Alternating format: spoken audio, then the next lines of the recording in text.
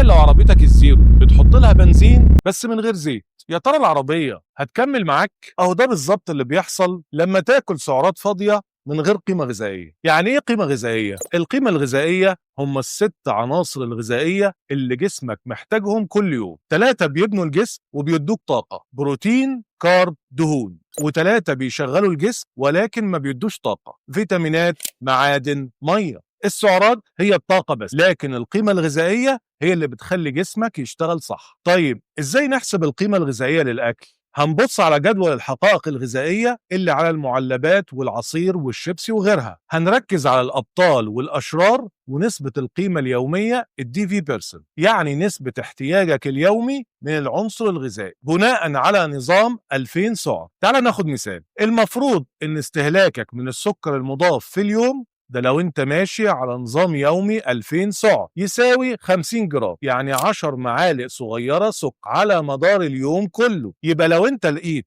في جدول الحقائق الغذائية في علبة عصير مثلا ان الDV% للسكر المضاف 100%، ده معناه انك لو شربت العصير ده انت كده استهلكت 100% من نسبتك اليومية من السكر المضاف، يعني ال 50 جرام كلهم على مرة واحدة. مين هم الأبطال؟ الأبطال هم البروتين والألياف والدهون الصحية، دول نسبهم لازم تقرب من 20% أو أكتر. والأشرار هم الدهون المشبعة، السكر المضاف وملح الصوديوم، نسبهم لازم تكون أقل من 5%. أما الدهون المتحولة لازم تكون أقل من 1%، ويفضل تجنبها قدر الإمكان لأنها ضارة لصحة القلب. احفظ الفيديو ده عندك علشان ترجع له وانت بتشتري طلباتك من السوبر ماركت، ولو عايز معلومات أكتر تابع أول كومنت.